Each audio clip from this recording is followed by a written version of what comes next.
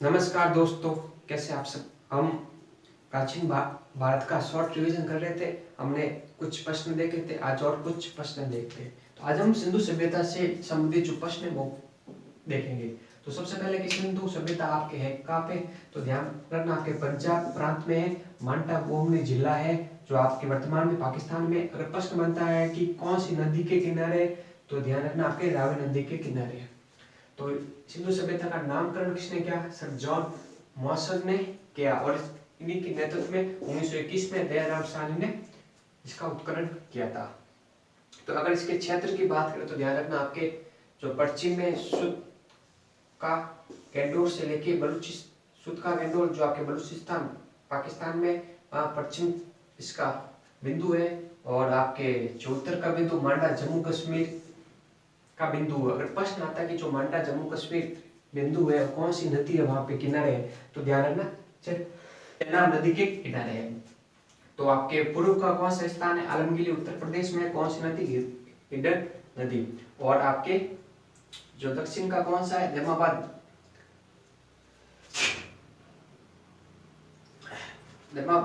महाराष्ट्र में है पबड़ा। तो कभी कभी आपको चार स्थान देके मिलान कीजिए, ऐसा प्रश्न बनता है। तो ध्यान रखना आपके उत्तर का मांडा जम्मू कश्मीर है, दक्षिण का धर्माबाद है, पश्चिम का सुद का खेड़ा जो बलूचिस्तान है, और आपके आलमगिरी उत्तर प्रदेश में है। और स्टुअर्ट पिंगवर्ट ने हड़प्पा और मोहनजोदड़ो को जुड़वा राजधानी दी। प्रश्न आता है कि हड़प्पा और मोहनजोदड़ो को जुड़वा राजधानी किसने कहा, ध्यान रखना स्टुअर्ट पिंगवर्ट है। एक कब्रिस्तान मिलता है समाधि 837, एक कब्रिस्तान है। तो ध्यान रखना समाधि 837 देख के पूछ सकता है क्या है, एक कब्रिस्तान है। और एक मोहनजोदड़ो मिलता है जिसे मृतकों का टीला कहते हैं। और एक यहाँ से नृत्य करती हुई कांस्य मूर्ति मिली है, सबसे बड़ी इमारत है, और विशाल नगर मिला है। लोथल जो आपके गुजरात में ये हड़प्पाकालीन बंदरगाह है, यहाँ से हाथीदांत के साक्ष्य मिले। चोंच में दबाई मछली चिड़िया मिली है, चिड़िया अपने चोंच में एक मछली दबाई हुई ऐसी कुछ मिली है। तो पंचतंत्र की चालाक लोमड़ी की कहानी मिलती है। कालीबंगा जिसका अर्थ है काली चूड़िया, यहाँ हनुमानगढ़ में जो प्राचीन सरस्वती नदी व गगन नदी के किनारे आप किनारे हैं। यहाँ से हर्ष जोते हुए खेत मिले, खेत के साक्ष्य मिले, हवनकुंड के साक्ष्य मिले, ऊँट की हड्डियां मिली। गगन नदी या सरस्वती नदी के किनारे है।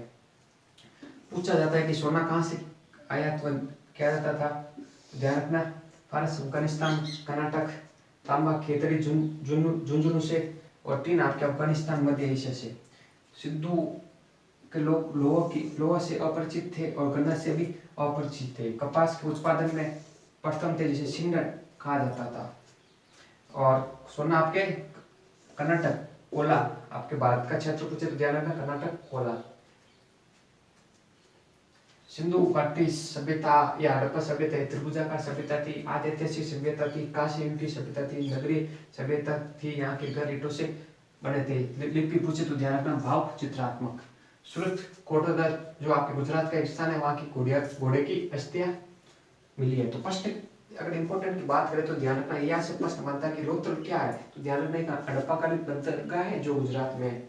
और एक प्रश्न बनता है कि मोहनजोदड़ो का अर्थ क्या है, मृतकों का टीला है। और एक प्रश्न अगर यहाँ से बनता है तो आपको चार स्थान दिए, इसको मिलान कीजिए, यहाँ से प्रश्न पूछ सकता है।